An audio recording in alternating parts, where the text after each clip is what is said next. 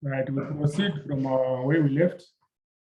So we looked at inline functions in the previous section, where we are saying inline functions are those small functions which can be written in a single line or two, so that their call will save time.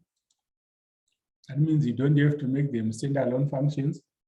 And we said it should just be a few lines, right? So if you have a bigger complex function, it will be much more workable to just make it as a standalone function, right?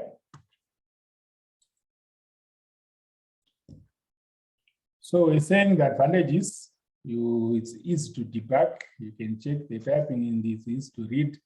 Why? Because you're just you're not making a call, you're just introducing that micro when you are already working on your program. Then the next thing that we look at now is the issue of function arguments. So realize that unless if a function is void, then it should also take some arguments, some parameters which it should use. So a programmer can give default values to parameters of a function. If the arguments are not given, default values are used. I'm sure everyone understands what the word default means, right? It's something that is natural to a setting, to a function, to a situation. So for example, int x, int n, int k is equal to 2. So when you write int k is equal to 2, you are initializing the value of k to 2, meaning to say that is now its default value. So if you don't modify k, wherever you refer to the variable k, it will take a value of 2. So if k is equal to 2, return n times n, else return exponent of n k minus 1 multiplied by n. So you're just testing. If the value of k is equal to 2, then you return n squared. Otherwise, you return the exponent of n, right? Something like that. So in calling a function, arguments must be given from the left to the right without skipping any parameters. Let's look at it. Void f int I int j is equal to 7. Void g int I is equal to 3 int j. If a value is given a default value, then it should be to the far right. That's why the second statement is wrong in our programming. Int g, void g int I int j, it should have come int j then int I, because that's the one with the default value. This is not default value, this is a default, this is a default, so this is correct. This default, this default, this default. Right or wrong? This is right. Why? Because all have default values, so you can put them anywhere. Void int I is equal to int j, int k, whatever. This should have come first because it has no default value.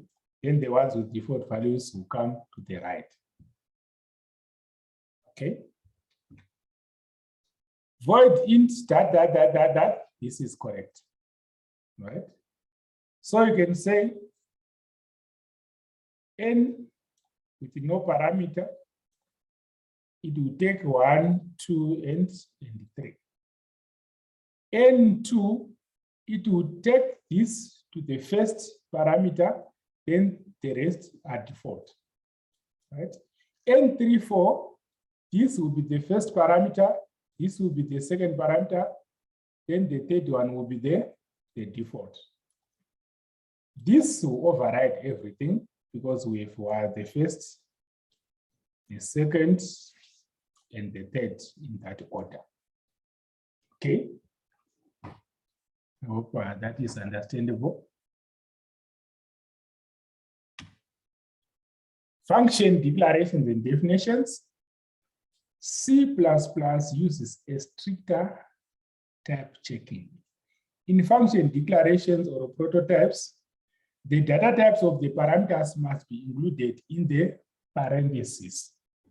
So a function prototype or a declaration or a template, it just shows how the function will look like, right? So car, okay, it will retain character, right? Remember, grades, that's the name of our function. Then we open here, int, right? It doesn't say anything about any variable, right? So this is a what? A declaration. In other words, if you were to interpret that in a sentence, you would say, there will exist a function called grade, which will return a character, and it takes 3 integers as its parameters or arguments. Then int main, that's the body of the main, then char grade int exam1. You are now saying the first integer that it will take is called exam1, right? So you are creating space or memory for an integer called exam1, which will be a parameter or an argument for the function char grade, another integer exam2, and another integer final exam. Because you've done this, you have definitions inside your parentheses. In other words, when you are defining your parameters or arguments, because of that, this line becomes a definition. This is a declaration because you have not created any space for any integer. But here you have now created the space for the 3 integers or variables. Then that becomes a definition, and now you can write the body of the function. So in other words, C will not execute. If you make a call to grade and you just return this, nothing will be executed. But if you make a call to grade and you have written this body will be executed because now it's defined, now it has a space in memory. You can actually make a call, for argument's sake, grade might be on memory number 100. So in other words, when I say grade, you're actually referring to memory number 100. Here you have not allocated in memory, and so that call will not give you anything, right? So in C++, a return type must be specified. A missing return type does not default to int, as the case is in C. So in C, if you don't put a return type, by default, it will return an integer. That's why even if you write something return 0, it will just do that. Remember, sometimes we write main, that's a main function, then we just continue to write our code. In C++, a function that has no parameters can have an empty parameter list. So in C, you may put a void to show that it does not have any parameters. In C++, just leave it empty like that, yeah, as well as saying it's void. Then the reference operator, the ampersand. If you remember, in our C, we used the ampersand in our scanf function, if anyone remembers, right? We'll put our percentage D and the like. Then we also put ampersand A. So this provides an alternative name for storage, right? There are two usages of the operator, int n, int ampersand nn is equal to n, right? So you are saying the address of nn is equal to n, double A10 double ampersand last is equal to A9, right? So you are saying address or location of last is the 10th parameter in that array. For constant char, new line is equal to that. You are saying address of, that's the reference operation, right? So we go now to how to pass a parameter. We'll talk about passing here by just saying how do you make the parameter be available either in a function, right? So the example, void swap int asterisk a. The asterisk shows that it's now a pointer variable, right? Asterisk b, it means b is a pointer variable. You should remember that from our C. Then int temp is equal to pointer a, right? Then pointer a is equal to pointer b. Pointer b is equal to temp. Remember, we said when you use an equal sign, the value to the left takes the value of the one to the right. So when you are doing this, L is modified and R remains the same, right? So let's go back now and see. Int temp is equal to A. A is equal to B. What means is our A is now equal to B. And then we say B is equal to temp. Temp has been initialized to A. So B now becomes equal to A. You have swapped these two just by using that. So you've stored the pointer to A in that, right? And then you have modified A. In other words, you have restored the value of A in temp. Then when you say B is equal to temp, we are taking this value of A and giving it to B. That's how we are passing these variables, right? Int I is equal to 3, J is equal to 5, swap I and the J. Now, A is pointing to an address, right? So A is a pointer to an address, right? Because of the asterisk. Okay. Then int I is called 3, J is called that. We are just giving two values to a variable I. We are giving it the value of 5, and values of a variable B, variable I are giving the value of 3. Now, when you are now dereferencing, you are now using the ampersand, right? So swap, right?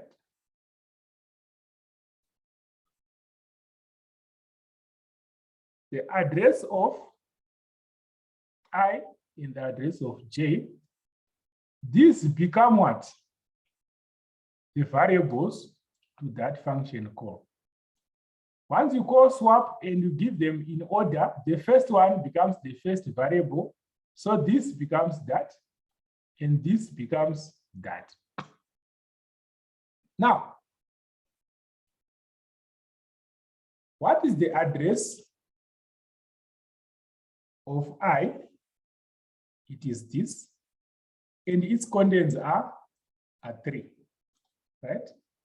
The address of J is this, and its contents is 5. right? Then,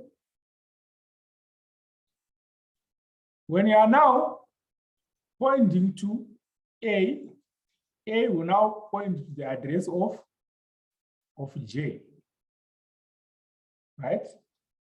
And B, because it's a pointer, it's pointing to the address of a variable. So when you use a pointer, what you get in a pointer is not a value, it's an address, right? Let's be clear about that. When you use a pointer, what exists in that pointer is an address, right? When you use a reference operator, what exists in that address is a value. That's why you use scanf address of A, right? When you do that, you are referencing to A, but what you find in this is a value. When you use pointer A, what you find here is an address. That is very, very important. So when we say swap address of J, you are taking the contents of the J and you get a value. When you use ampersand A, you are saying the pointer A, what you get will be an address and not a value. Okay? So you point to A, you get the address of J, because that's our first value. You point to B, you are getting the address of I, okay? I, then of J. Then when you want the values, when you want to print out I and J, which are the integers, you go to the contents of those addresses. Then that's where you get your values and you can print 5 and 3. So you realize that you pass your variables by value. Okay? These values, these variables have been passed to the function by what? By value. So ampersand and the star will dereference to a value. I know there might be some confusion and the like, but that is how we are talking about that. So void swap int ampersand A, int ampersand B, address of that and address of that. Int temp is called A is called B is called temp, right? Int main, int J, in here. I swap I and J, right? So what happens? Your I will point to that A, and your J will point to that, right? And then they are passed by value. In other words, you are just swapping 3 and 5. Okay. So this address of A will give you a value of J of I, which is called 3. Address of B will give you a value of J, which is called 5. Right? Then you swap the two, you print 5 and 3. Right?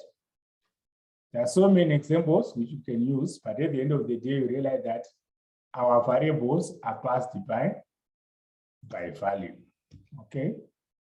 That's another example again, where we are passing our variables to a function. Right. Then there is the constant reference. To prevent the function from changing the parameters at the end, we pass the argument as a constant reference to a function. So how do you do that?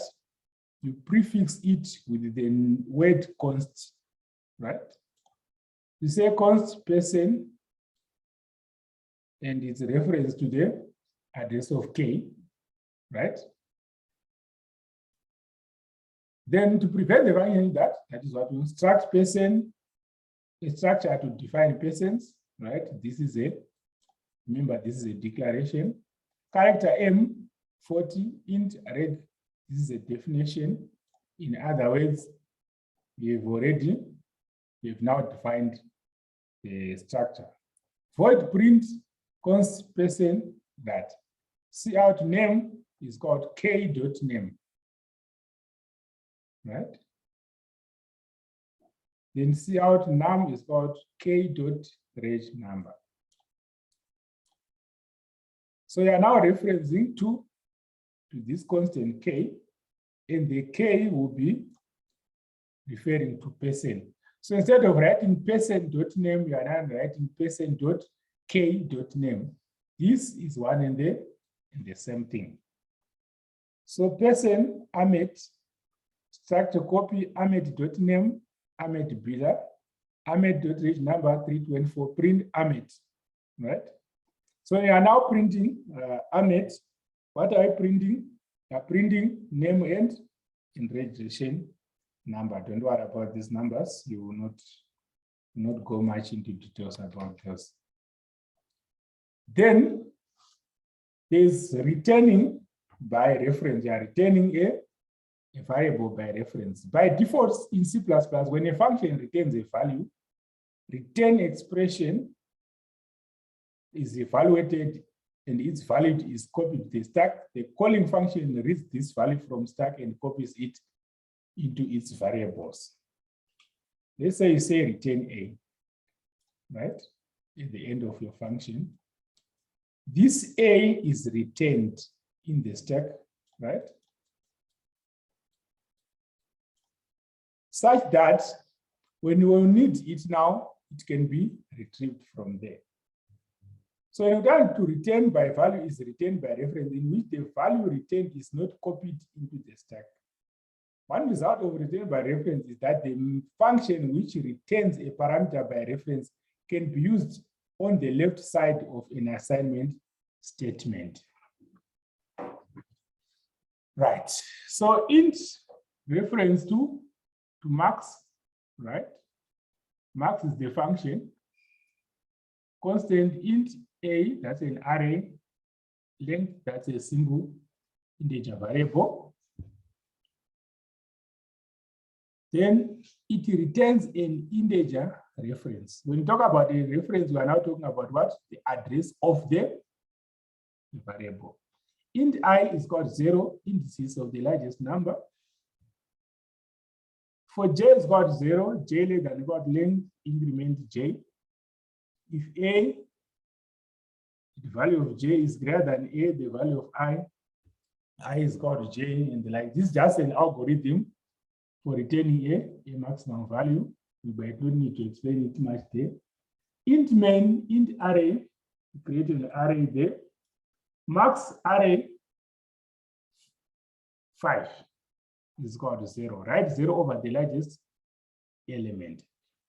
Then we look at max, it is there, right? Then, because of this reference operator, you can now return the value here by reference to the operator there, right? So int array, that's the array.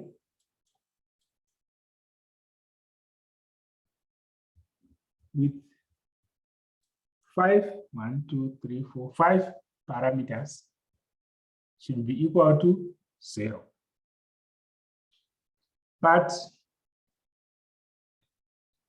we are referring or referencing to the function max. And what does the function max return? The function max returns the largest element.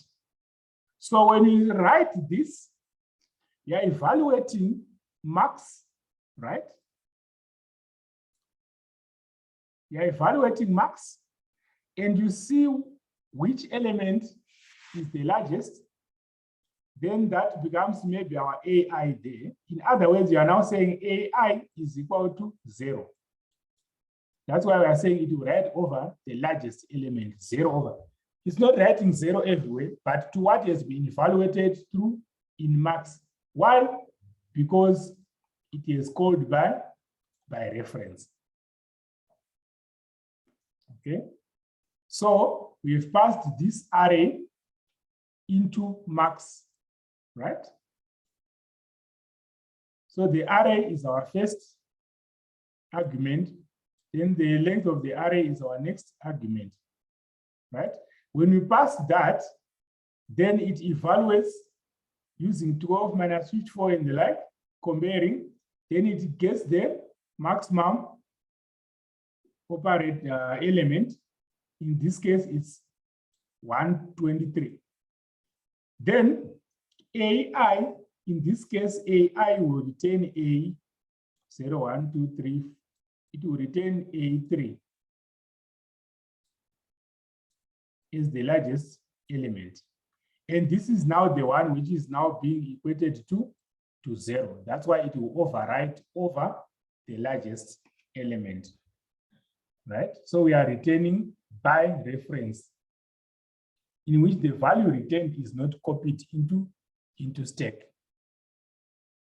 What are we saying?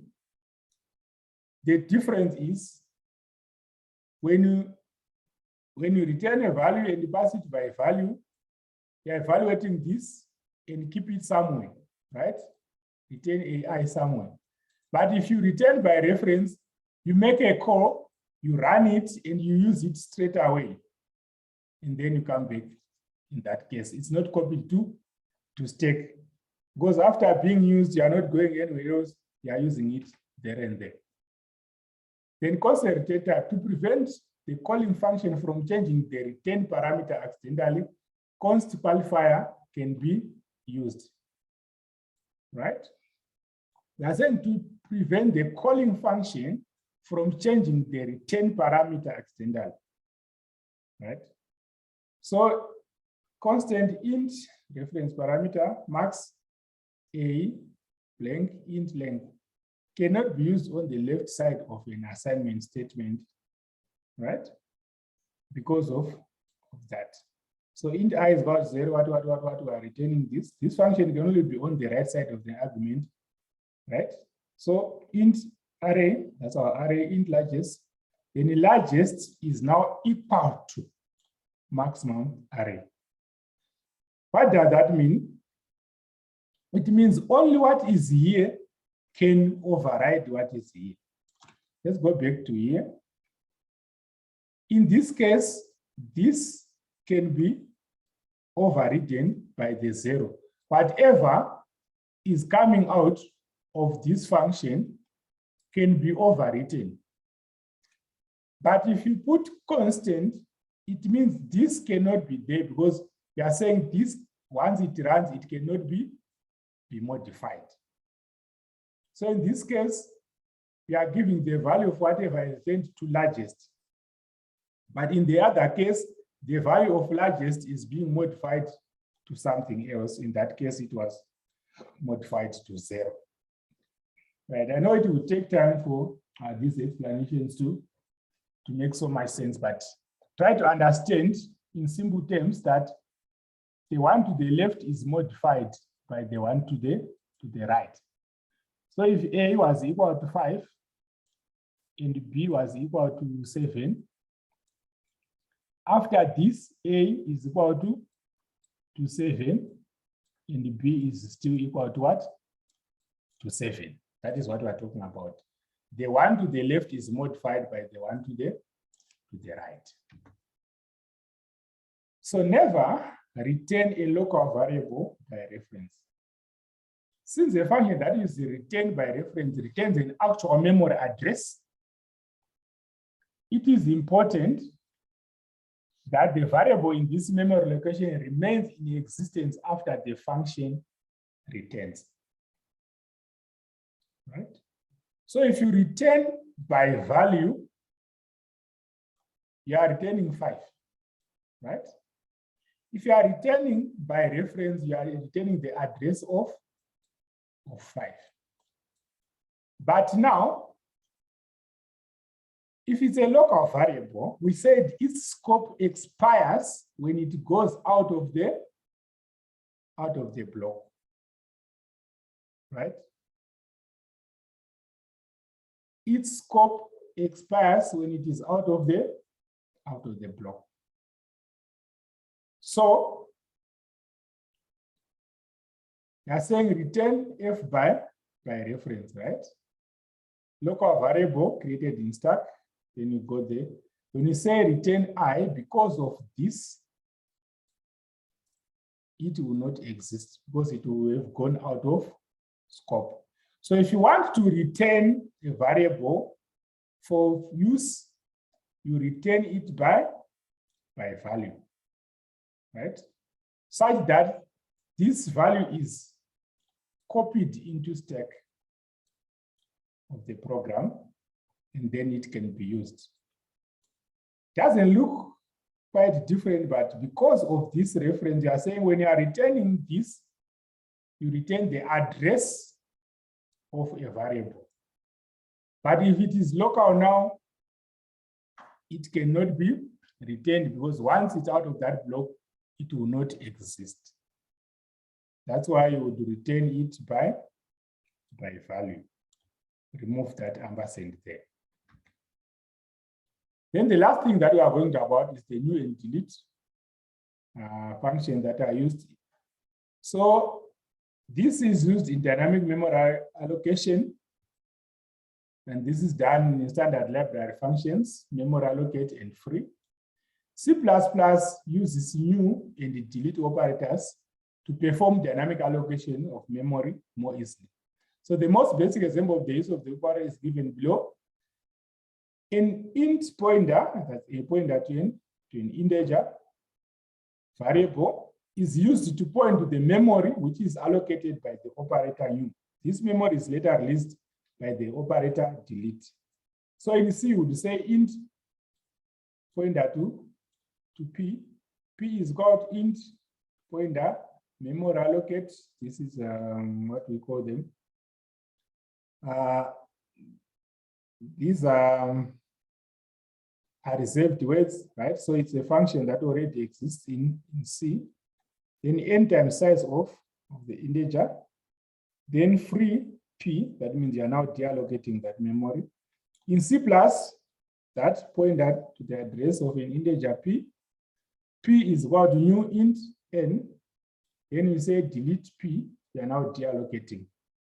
Some of these things you don't do them because in our program they are small, they are a bit at a lower level, so we are not caring about the allocation of memory. But in larger programs, you want to free memory because in many programs or many equipment that you might use in programming, it is limited memory.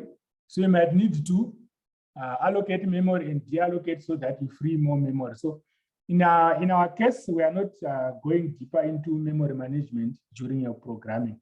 That's why we will not meet these examples in our programs, right? So an example is a two-dimensional array, right? So you create it here, you use it. Then after that, you want to free the memory, you delete the array. That's the simple thing that is happening there. Don't worry about the algorithm involved, right? So they are creating, they take space, then after that, you delete and become new, right? Create a pointer to a pointer. Again, you create it with the new. Then you create another one inside with a new operator. So you have to delete twice, this 2D and the 1D. That's a simple thing which is happening there. Like I said, you will not be dealing more with memory management because we will focus mainly on just object-oriented programming without going to the details of memory management when you're writing your program, right? So that's the same thing that we are talking about. When you create two in dynamic memory management, you also have to delete twice. Then in the next lecture, we'll now go to what is called function overloading. So for the time being, just come, try to listen and try to understand what is happening there. The examples that we will use now when we are really going into the programming in C++ for object-oriented programming, they will make these div referencing and div referencing operators, the pointers, they will make it clearer if they were not very clear when we're dealing with C programming.